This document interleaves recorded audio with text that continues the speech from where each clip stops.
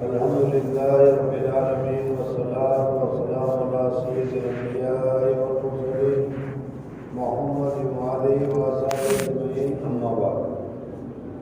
چھٹا باب وقت کی رعایت اور اس کو غنیمت جاننے کے بیان میں اللہ جل جلالہ و من والوں نے ہمیں ایک بہت بڑی نعمت سے نوازا ہے اور وہ ہے وقت، ٹائم۔ اگر ہم اس وقت کی قدر کریں تو اس وقت کی قدر کر کے ہم بہت کچھ حاصل کر سکتے ہیں، اور اگر وقت کی قدر نہیں کی، ضائع کیا، سستی میں پڑے رہے تو بہت ساری خیر اور بہت ساری برائیوں سے محروم ہو سکتے ہیں۔ اس وجہ سے وقت کی قدر کرنی چاہیے۔ میں بارہا کہا کرتا ہوں کہ ہم لوگوں کے پاس جو مغربی ممالک میں رہتے ہیں، اللہ تبارک و تعالیٰ نے بہت سارے نعمتوں، بلکہ سبھی نعمتوں سے نوازا ہے۔ کھانے کی ہو، پینے کی ہو، پہننے کی ہو، رہنے کی ہو، سہنے کی ہو، سفر کی ہو، ہر قسم کی اللہ تبارک و تعالیٰ نے نعمت سے ہمیں نوازا ہے، اور ہر نعمت ہمارے پاس الحمدللہ بہت کچھ ہے۔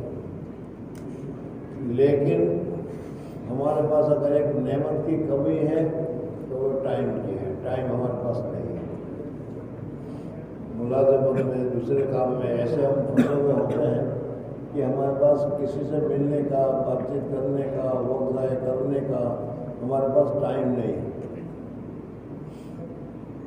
آپ حضرات جانتے ہیں کہ ملازمت کرتے ہیں وہ ہفتے میں ایک مرتبہ اپنے بچوں سے مل سکتے ہیں، ورنہ بعض مرتبہ سوئے ہوئے چھوڑ کر جانا پڑتا ہے، اور جب واپس آتے ہیں تو سوئے ہوئے ملتے ہیں۔ وقت کی بہت ہمارے پاس تنگی ہے۔ انڈیا والوں کے پاس اللہ تبارک و تعالیٰ نے بہت کچھ تنگ کر رکھا ہے۔ ان کے پاس کھانے کی کمی ہے، پینے کی کمی ہے، پیسے کی کمی ہے، سفر کی کمی ہے، سواری کی کمی ہے، ہر چیز میں تنگی ہے۔ لیکن ایک چیز ان کے پاس پوری طرح سے، اور ہے وقت۔ ہوگا، دیکھی جائے گی، کریں گے، کرنے کی ضرورت نہیں۔ تو وقت کی ہمارے پاس بہت زیادہ تنگی ہے، اور ان لوگوں کے پاس وقت وافر مقدار میں موجود ہے۔ ابھی نہیں ہوگا تو بعد میں کریں گے، لیکن کچھ جلدی، وقت ہی جلدی ایسی ہے نہیں، وقت کی پابندی ہے ہی نہیں۔ اگر وہ کہتے ہیں کہ میں ابھی 5 منٹ میں آتا ہوں تو یہ 5 منٹ میں نہیں آئے گا، 50 منٹ کے بعد آئے گا۔ تو دیکھو، اللہ تبارک و تعالیٰ نے بہت بڑی ہمیں وقت کی نعمت سے دے رکھا ہے، اور جو اس وقت کی قدر کرتے ہیں اللہ تبارک و تعالیٰ کے یہاں اس کا درجہ بھی اتنا ہوتا ہے۔ حضرت شیخ نور اللہ مرکزوں کے متعلق فرمایا کرتے تھے کہ وقت کے اتنے پابند ہے کہ کوئی منٹ، کوئی سیکنڈ، کوئی وقت ضائع نہیں ہونے دیتے تھے۔ عید کے دن بھی ہم نے وہاں دیکھا کہ عید کے دن بھی ہم آرام کرتے ہیں، سہولت، خوشیاں مناتے ہیں، لیکن عید کے دن بھی جو حضرت کے جو معمولات تھے، تحریر کے، لکھنے کی، کتاب کے جواب دینے کے، لوگوں کے خطوط کے، وہ عید کے دن بھی کر رہے، ہمیں بڑا تعجب ہوتا تھا۔ مسجد میں گئے، 5 منٹ کی دیر ہے تو 5 منٹ بھی ضائع نہیں ہوتا تھا، وہ کسی نہ کسی عبادت میں لگا لیا کرتے تھے۔ تو آج کا جو ہمارا سبق ہے یا ٹاپک ہے وہ یہی ہے کہ وقت کی رعایت کرنی چاہیے، اور وقت کو اللہ تبارک و تعالیٰ کی طرف سے ایک بہت بڑی غنیمت سمجھنا چاہیے، اور اس وقت کو وصول کرنا چاہیے۔ وقت کو ضائع نہیں کرنا چاہیے۔ وقت اگر ضائع ہو گیا تو پھر یہ دوسری مرتبہ ہم کو ملنے والا نہیں۔ وقت گیا سو گیا، پھر دوسری مرتبہ ملنے والا نہیں ہے۔ اس وجہ سے وقت کی ہمیں قدر کرنی چاہیے۔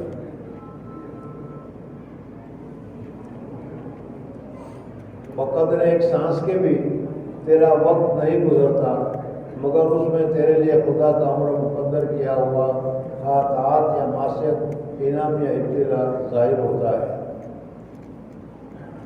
ہمارا جو اللہ تبارک و تعالیٰ نے ہمیں جو سانس دیا ہے، اولاً تو ماں کے پیٹ میں تھے، 4 مہینے پورے ہو چکے تھے، اور 5ویں مہینے کی شروعات ہی تھی، اور اسی وقت سے فرشتہ آ کر جو 4 چیزیں لکھتا ہے اس میں ایک ٹائم نہیں لکھ دیا۔ اب جو ٹائم لکھ دیا ہے اس ٹائم میں نہ کمی ہونے والی ہے نہ زیادتی ہونے والی ہے. 1 سیکنڈ کی بھی کمی نہیں ہوگی اور 1 سیکنڈ کی بھی زیادتی نہیں ہوگی. تو یہ ہمارے پاس لمیٹیڈ محدود مقدار میں پاس وقت ہے. اس وقت کو ہم کس طریقے سے خرچ کرتے ہیں, اس وقت کو ہم کس طریقے سے ضائع کرتے ہیں, یا اس وقت سے ہم کس طریقے سے فائدہ اٹھاتے ہیں. مصنف رحمۃ اللہ علیہ فرماتے ہیں دیکھو اللہ جل جلالہ ومن والوں کی ہر نعمت ہر سیکنڈ پر تمہارے اوپر اللہ تبارک و تعالیٰ کی طرف سے نازل ہوتی رہتی ہے. اس میں 1 سیکنڈ کی بھی تاخیر نہیں ہوتی. اللہ تبارک و تعالیٰ کی بہت ساری نعمتیں, حیات ہے, زندگی ہے, پھر اس کے علاوہ سانس ہے. اگر 1 منٹ کے لیے بھی 1 سیکنڈ کے لیے بھی اگر یہ سانس رک جائے تو آکسیجن رکنے پر کیا ہوتا ہے اب تو سب جاننے لگے ہیں. تو اللہ تبارک و تعالیٰ کی ہر سیکنڈ پر اس کی نعمتیں ہمارے اوپر آتی رہتی ہے, برستی رہتی ہے. اب اسی سیکنڈ میں ہم کیا کرتے ہیں وہ ہمیں دیکھنے کی ضرورت ہے.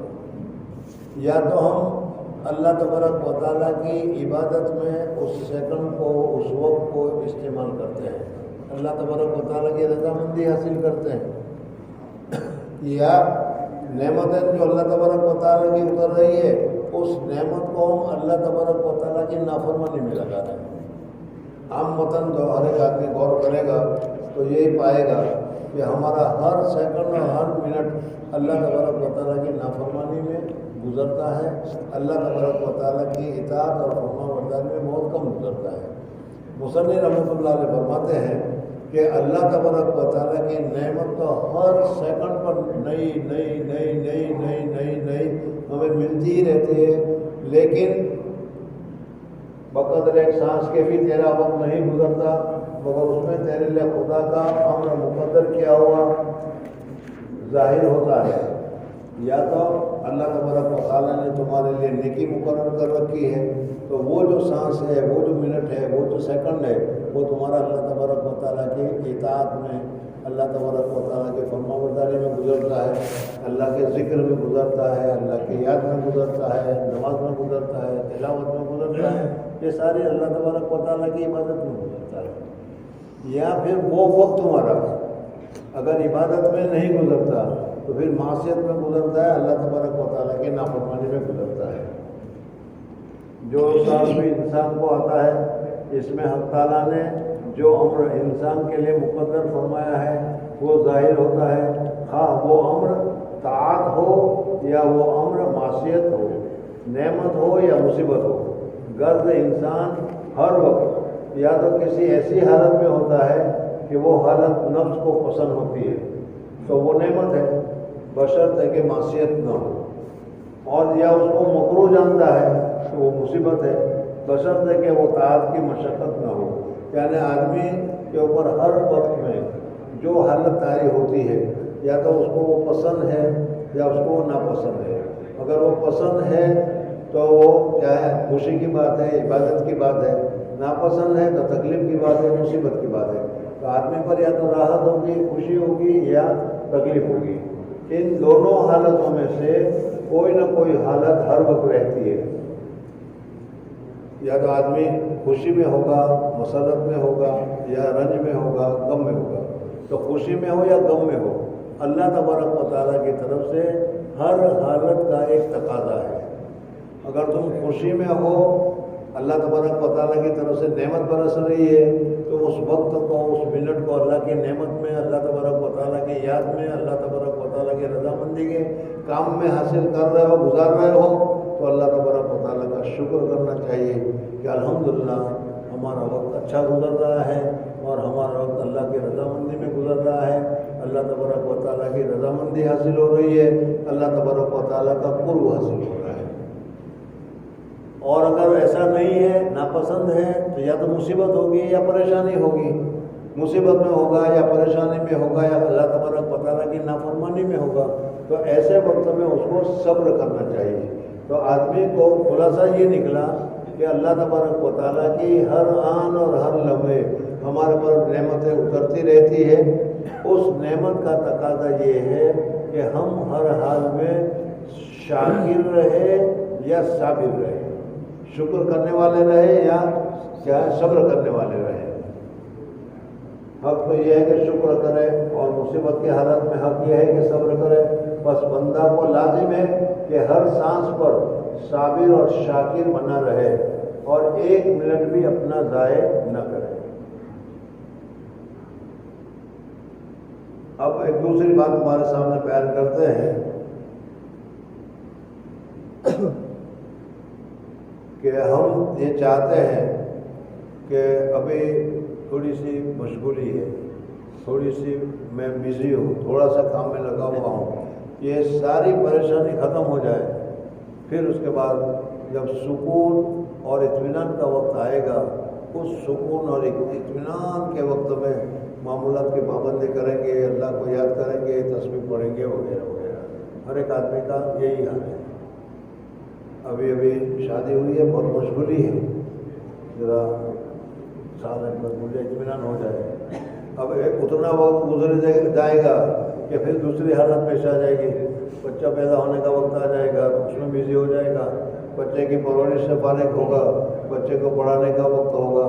غرض کہ تم جو یہ چاہتے ہو کہ تمہیں سکون کا وقت ملے، یہ سکون کا وقت ملنے والا ہے نہیں۔ ہر وقت الجھن ہی الجھن ہے، پریشانی ہی پریشانی ہے۔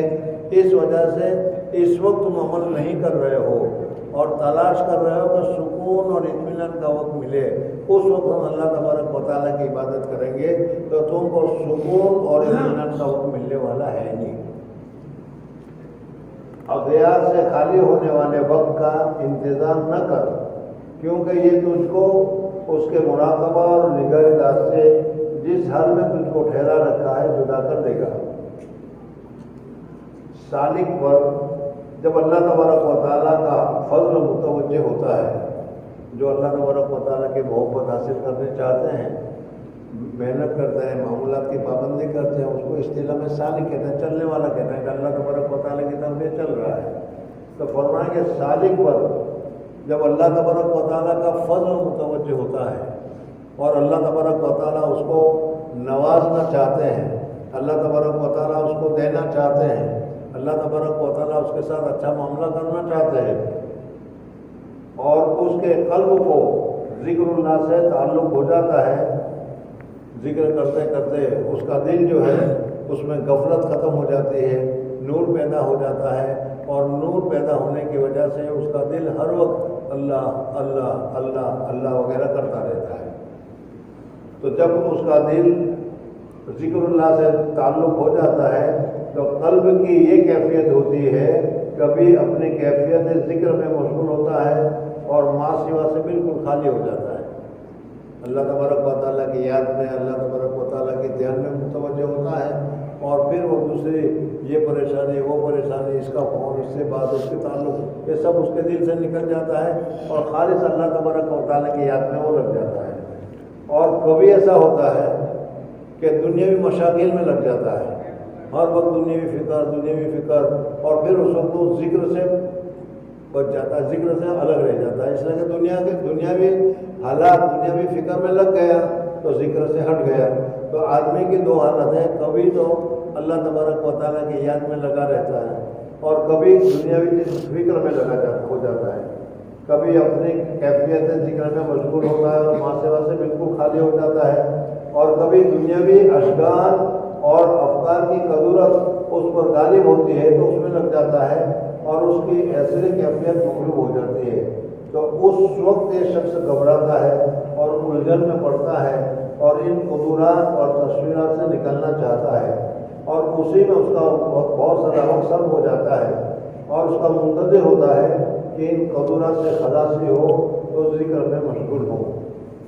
بعض مرتبہ ذکر کے لیے یا اللہ تبارک و تعالیٰ کی یاد کے لیے ہم یہ کہتا ہے کہ ابھی ذرا یہ فون کا انتظار کر رہا ہوں، وہ فون آ جائے پھر کرتا ہوں، یا فلانا آ جائے اس سے بات چیت کر لوں پھر کرتا ہوں۔ اس طریقے سے وہ فراغت کا وقت تلاش کرتا ہے اور اس دنیاوی جھنجھٹوں میں پڑا رہتا ہے کہ جب دنیاوی جھنجھٹ ختم ہو جائیں گے، سکون مل جائے گا تو میں ذکر کروں گا۔ مصنف رحمۃ اللہ علیہ فرماتے ہیں کہ اس دنیاوی جھنجھٹ میں رہنے کے بعد تم کو سکون، اطمینان اور فراغت کا وقت ملنے والا نہیں ہے۔ اس وجہ سے جس چیز کی تم انتظار کر رہے ہو اللہ کو یاد کرنے کے لیے، اس کے لیے تم کو اسی حالت میں، اسی مشغولی میں، اسی پریشانی میں، اسی دنیا کے کاروبار میں یا اسی دنیاوی حالت میں تم کو ذکر میں لگ جانا چاہیے۔ اگر تم ذکر میں لگ گئے تو پھر یہ ذکر تم کو دنیاوی مشاکل سے ہٹا دے گا اور اللہ تبارک و تعالیٰ کی طرف متوجہ کر دے گا۔ لیکن اگر تم یہ چاہتے رہے کہ میں دنیاوی مشاکل سے فارغ ہو جاؤں، دنیاوی کام سے میں فارغ ہو جاؤں اور پھر اطمینان سے میں اللہ تبارک و تعالیٰ کا ذکر کروں گا، تو دنیاوی مشاغل ایسے ایسے آتے رہتے ہیں کہ ہم اس سے کتنا ہی دور رہنا چاہے، ہم اس سے کتنا ہی بچنا چاہے، لیکن اس سے بچ نہیں سکتے۔ ہاں، اسی مشاغل میں بھی ہم اللہ کی یاد کرتے رہے تو یہ اللہ کے نام کی برکت جو ہے وہ مشاغل کو، اس دنیاوی کاموں کو اور دنیاوی چیزوں کو خود بخود ختم کر دے گی اور ہم کو اللہ کی طرف متوجہ کر دے گی۔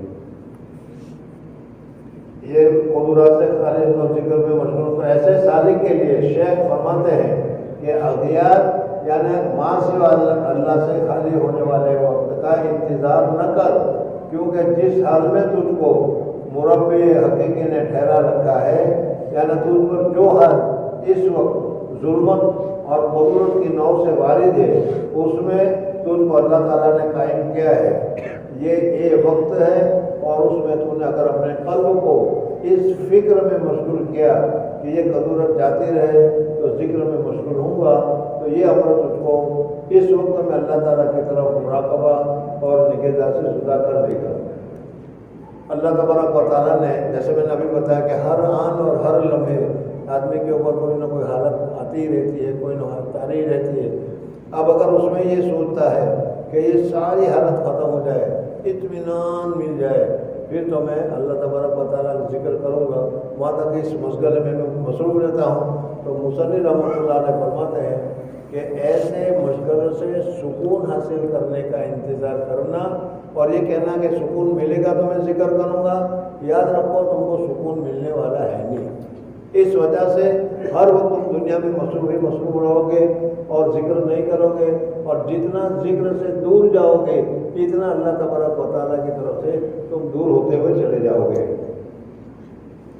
بس اس خیال ہی کو ختم کر دے اور دوسرا وقت ان قدرت سے خالی ملے گا، وہ سمجھ لے کہ بس یہی وقت ہے، میرے پاس جو وقت ہے وہ یہی وقت ہے، اس وقت کو اللہ کے ذکر میں لگاؤں، اللہ کی اطاعت میں لگاؤں، اللہ کی فرما برداری میں لگاؤں یا دنیا کمانے میں لگاؤں، دونوں میں سے میں ایک کر سکتا ہوں۔ اگر اس وقت تم نے کہا کہ ابھی میں دنیا میں لگا لیتا ہوں اور پھر جب دنیا سے لگا سے میں فارغ ہو جاؤں گا تو دوسرا کام ہوگا، ابھی میں نے مثال بتائی کہ دنیا سے فراغت کا کوئی وقت تم کو ملنے والا نہیں ہے، بلکہ کوئی نہ کوئی الجھن، کوئی نہ کوئی کام، کوئی نہ کوئی چیز ہر وقت دنیا کے سامنے آتی رہے گی، اور دنیا کی چیز سامنے آتی رہے گی تو پھر تلاوت کرنے سے تم محروم ہو جاؤ گے، ذکر کرنے سے تم محروم ہو جاؤ گے۔ اس وجہ سے اسی وقت کو غنیمت سمجھو، جو ہے وقت یہی ہے، مشغولی کا ہے تو بھی، یا صبر کا ہے تو بھی، شکر کا ہے تو بھی، اطاعت کا ہے تو بھی، گناہ کا ہے تو بھی، ہر صورت میں اسی میں تم عبادت کرنے میں لگ جاؤ، عبادت کی کوشش کرو۔ اگر عبادت کی کوشش کرو گے تو کچھ عبادت کر سکو گے، اور جب عبادت کرو گے تو پھر اللہ تبارک و تعالیٰ اس عبادت کی برکت سے تمہارے لیے سکون کا وقت نکالے گا۔ لیکن اگر تم خود ہی چاہتے ہو کہ ہمیں سکون کا وقت ملے، اسی وقت ہم عبادت کریں گے، تو یہ ملنے والا نہیں ہے۔ اور یہ تو ہر جگہ پر ہے، آپ حضرات نے تبلیغ میں بھی دیکھا ہوگا کہ اتنا کام ہو جائے گا پھر ایک چلہ دوں گا، اتنا کام ہو جائے گا پھر 2 دن دوں گا، 3 دن دوں گا۔ یہ کہتے ہیں نا کہ بھائی یہ خالی وقت ملنے والا نہیں ہے، اسی میں تم اللہ پر اعتماد کر کے نکل چلو، اللہ تبارک و تعالیٰ راستہ دے دے گا، وہ یہاں پر بھی بتایا جا رہا ہے۔ اس لیے اور یہ وقت غفلت میں سب ہوگا، بس اس خیال ہی کو پتہ کر لے کہ دوسرا وقت ان کو ان تمام قدرات سے خالی ملے گا، اور سمجھ لے کہ بس یہی وقت ہے اور دوسرا وقت نہیں ہے۔ اس لیے کہ دوسرے وقت کی تو خبر ہی نہیں کہ آئے گا یا نہیں، بس اس ظلمت اور قدورت اور تشویشی کی حالت میں اپنے مولا سے مشغول رہے۔ سہل رضی اللہ تعالیٰ عنہ سے کسی نے پوچھا فقیر کو راحت کس وقت ملتی ہے؟ حضرت سہل رضی اللہ تعالیٰ عنہ سے کسی نے پوچھا کہ فقیر کو راحت کس وقت ملتی ہے؟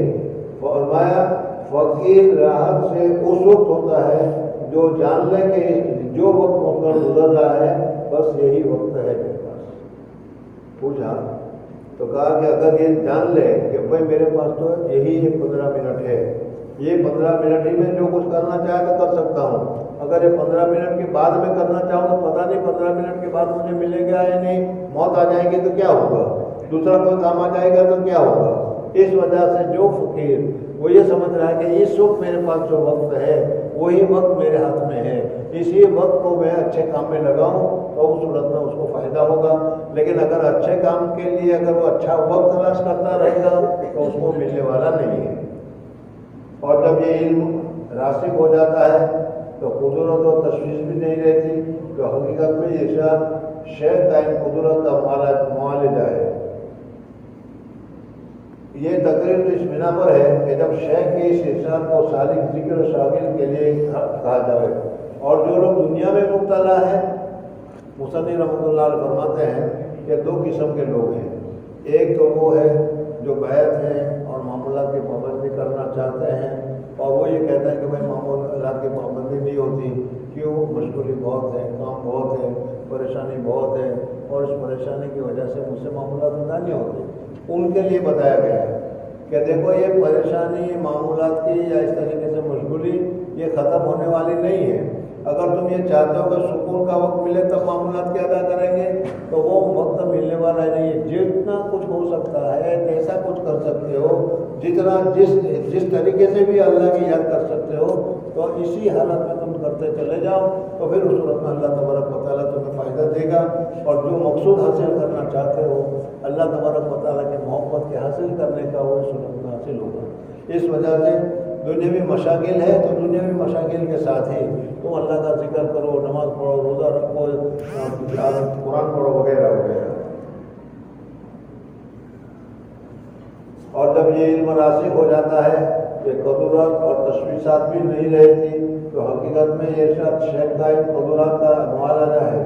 یہ تقریر تو اس بنا پر ہے کہ جب کہ شیخ کے اس ارشاد کو سالک ذاکر شاگرد کے لیے کہا جائے، اور جو لوگ دنیا میں مبتلا ہے ان کے لیے اگر ہو تو ان کے لیے کیا کہنا ہے، ان کو بھی شامل ہو سکتا ہے کہ اکثر دنیا سے پھنسے ہوئے لوگ اس کے منتظر رہا کرتے ہیں کہ فلاں فلاں کام ہم کر لیں تو پھر فراغت سے یاد الہی میں مشغول ہوں گے۔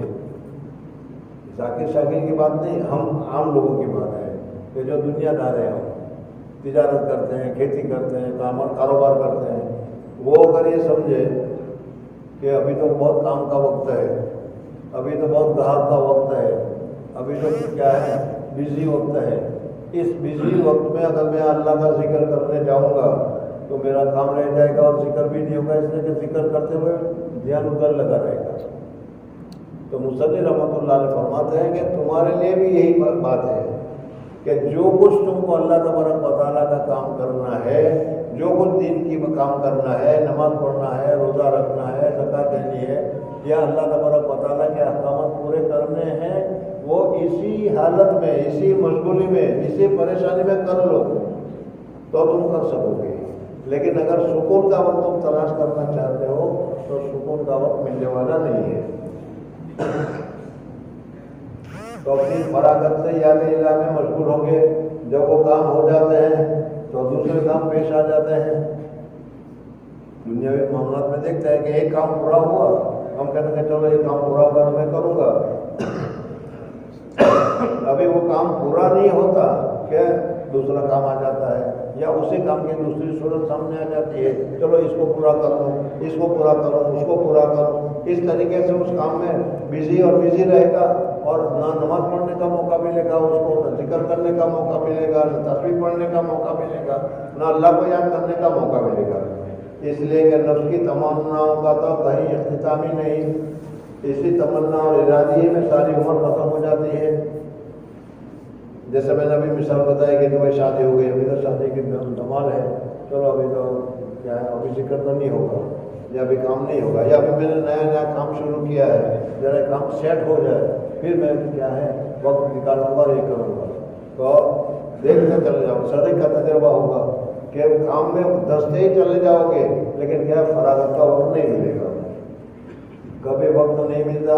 تو ان کو ہدایت ہے کہ ان بغوروں سے فارغ ہونے کے منتظر نہ رہو، بلکہ اسی حالت پریشانی میں مولا کی یاد میں لگو، وہ خود بخود سب بخیرے دل سے دور کر دے گا۔ تو خلاصہ یہ نکلا کہ ہمیں اگر اللہ تبارک و تعالیٰ کی رضا حاصل کرنی ہے، اللہ تبارک و تعالیٰ کی محبت حاصل کرنی ہے، اللہ تبارک و تعالیٰ کی اطاعت کرنی ہے، اللہ تبارک و تعالیٰ کی فرما برداری کرنی ہے، تو ہم جو سستی کرتے ہیں اور سستی میں کہتے ہیں کہ ابھی ذرا مشغولی ہے پھر فارغ ہو کر کریں گے، تو یاد رکھو وہ فارغ ہونے کا وقت ان کو ملنے والا نہیں ہے۔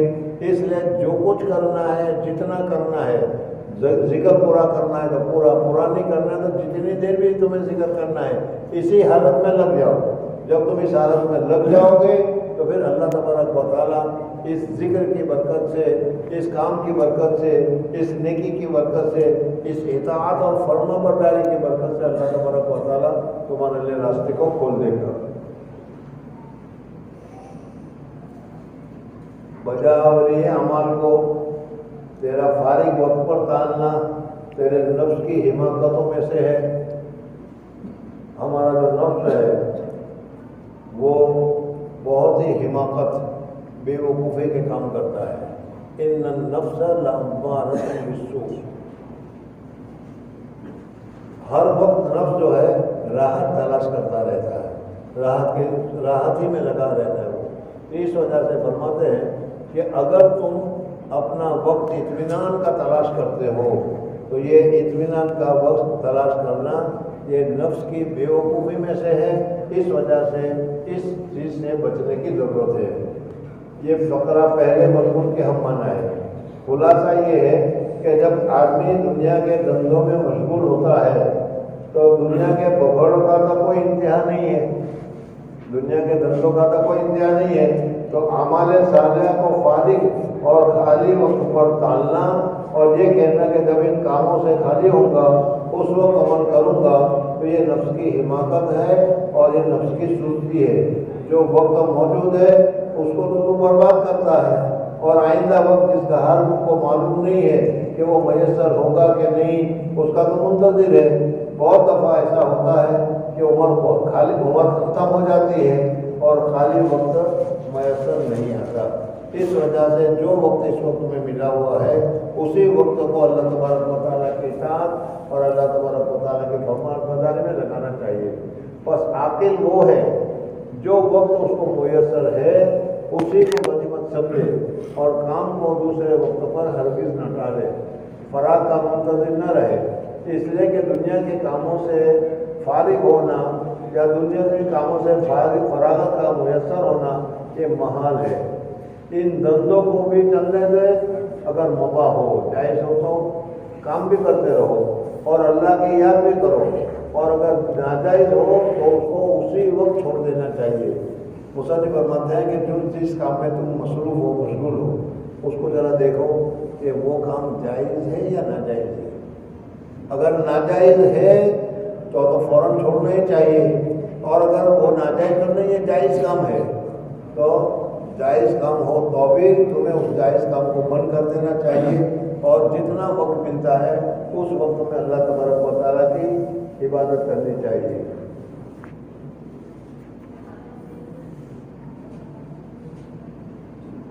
جس قدر تجھ پر اوقات میں حقوق واجبہ ہیں، ہر وقت پر جیسا ابھی بتایا تھا کہ ہر سیکنڈ پر اللہ کی نعمتیں ہمارے اوپر نازل ہو رہی ہیں۔ اب اس نعمت کا یا تو شکریہ ادا کرنا چاہیے یا اس نعمت کو اچھی جگہ پر استعمال کرنا چاہیے۔ یہ بھی چل رہا تھا مسئلہ یہ، تو معلوم ہوا کہ ہر وقت ہر سیکنڈ اللہ تبارک و تعالیٰ کی طرف سے ہمیں حکم مل رہا ہے کہ میری یہ نعمتیں مل رہی ہیں، تم کو اس نعمت کا شکریہ ادا کرو یا اس نعمت کی ناشکری سے بچنے کی کوشش کرو۔ جس قدر تجھ پر اوقات میں حقوق ہیں، اگر فوت ہو جائے تو قضا ممکن ہے، فجر کی نماز کا وقت ہے، عشاء کی نماز کا وقت ہے، اس کو اس وقت ادا کرنا چاہیے. لیکن اگر تم نے اس وقت ادا نہیں کیا وہ نماز قضا ہو گئی. لیکن قضا بھی تم کرنا چاہو تو قضا بھی کر سکتے ہو، قضا بھی ادا کر سکتے ہو، تم قضا بھی کر سکتے ہو. لیکن جو وقت ہے تمہارے پاس، ایک مرتبہ وہ وقت چلا گیا تو پھر کتنے پیسے خرچ کرو، کتنی محنت کرو، وہ وقت دوبارہ واپس آنے والا نہیں ہے. جس قدر جس پر اوقات میں حقوق ہے، اگر فوت ہو جائے تو ان کی قضا ممکن ہے. اور معاملات باطنہ اور واردات قلبیہ جو اوقات کے حقوق ہیں، اوقات کا حقوق کیا ہے کہ تمہارا دل ہر وقت اللہ تبارک و تعالیٰ کی طرف متوجہ رہے، تمہارا دل ہر وقت اللہ تبارک و تعالیٰ کا دھیان دھرتا رہے، تمہارا دل ہر وقت اللہ تبارک و تعالیٰ کا خیال کرتا رہے. یہ دل کا تقاضا ہے کہ یہ ہونا چاہیے. اس لیے کہ اللہ تعالیٰ نے دل جو بنایا ہے وہ اپنے لیے بنایا ہے. اسی وجہ سے شیطان پورے بدن میں گھستا ہے لیکن دل میں نہیں گھس سکتا. دل میں تو وہ کیا ہے، وسوسے ڈال سکتا ہے وہ. اس لیے کہ دل کو اللہ تعالیٰ نے اپنے لیے بنایا ہے. اور اسی دل میں ہم نے اللہ کو چھوڑ کر مال دولت یہ اور وہ سب ہم نے اپنے دل میں بھر رکھے ہیں. تو مصنف رحمۃ اللہ علیہ فرماتے ہیں ان کی قضا کسی طرح سے ممکن نہیں ہے. جو وقت اللہ کی یاد سے رہ گیا، جو وقت اللہ کے دھیان سے رہ گیا، جو وقت دنیا داری میں، گناہ میں، دوسری چیزوں میں پڑ گیا، تو اب یہ وقت کو پھر کسی طریقے سے تم حاصل نہیں کر سکتے. اس وجہ سے اس کی قضا کسی طرح ممکن نہیں. اس لیے کوئی ایسا وقت نہیں ہے کہ اس میں وجود خدا تعالیٰ کا حق جدید یا ہمیں محکم لازم نہ ہو. اس لیے کہ دوسرا جو وقت آئے گا، تم کہتے ہو نا کہ دوسرا وقت آئے گا تو میں کروں گا، تو دوسرا وقت آئے گا، اس وقت میں بھی اللہ کا نیا حکم آئے گا. تو تم اس وقت اللہ کا حکم پورا نہیں کر رہے ہو، نیا وقت دیکھ رہے ہو، نئے وقت میں بھی اللہ تبارک و تعالیٰ کا حکم آئے گا، تو اس وقت بھی نہیں کر رہے ہو تو اس وقت کیسے کرو گے؟ اس لیے اس کی قضا ممکن نہیں ہے. جاننا چاہیے کہ بندہ کے ذمے دو قسم کے حقوق ہیں یعنی عبادت ہے. ایک تو وہ حقوق ہیں جو اوقات معینہ میں واجب ہے، جیسے نماز، روزہ. نماز کا ایک خاص ہے اور روزہ کا ایک خاص معین ہے. یہ حقوق اگر فوت ہو جائیں، اگر عشاء کی نماز نہیں پڑھ سکے، روزہ نہیں رکھ سکے، تو مثلا نماز یا روزہ اگر قضا ہو جائے تو ان کی قضا ممکن ہے کہ دوسرے وقت میں اس کو ہم ادا کر لیں گے. اور دوسری قسم اوقات کے حقوق ہیں. وقت کا حق ہے، اور وقت کا حق کیا ہے کہ ہر وقت ہمیں اللہ کی طرف متوجہ ہونا چاہیے، ہر وقت ہمیں اللہ کی طرف یاد رکھنی چاہیے، ہر وقت ہمیں اللہ کا دھیان رکھنا چاہیے. اوقات کے حقوق ہیں، یہ قسمیں حقوق کی ایسی ہے ہر وقت ہمیں اس کا کوئی وقت متعین نہیں. یہ نہیں کہ اس وقت اللہ کی طرف دھیان نہ کرو، اس وقت پرانی چیز کا دھیان، یہ نہیں، بلکہ ہر وقت اللہ تبارک و تعالیٰ کی طرف دھیان، اللہ کی یاد، اللہ کا ذکر، اللہ کی یاد کرنا ہمارے لیے لازم و ضروری ہے. اس لیے کہ یہ وقت کا حق ہے اور وقت کا وجود ہر وقت ہے. اور وقت سے مراد بندہ کے وہ حالت ہیں جو نوبت ہر وقت اس کے اوپر وارد رہتے ہیں.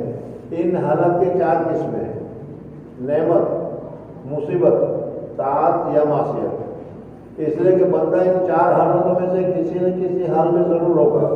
یا تو نعمت میں ہوگا، یا مصیبت میں ہوگا، یا عبادت میں ہوگا، یا معصیت نافرمانی میں ہوگا. ان 4 حالتوں کے حقوق ہیں، وہ حقوق اوقات کے حقوق کہلاتے ہیں. نعمت کا حق شکر ہے، مصیبت کا حق صبر کرنا ہے، عبادت اور طاعت کا حق اللہ تعالیٰ کے فضل کا مشاہدہ کرنا ہے، اور معصیت ہے تو اس کا حق ہے کہ ہم توبہ اور استغفار کریں اور ندامت کریں. اور کوئی وقت ایسا نہیں نکلے گا جس میں بندہ کے ذمے ان 4 حقوق میں سے کوئی حقوق نہ ہو.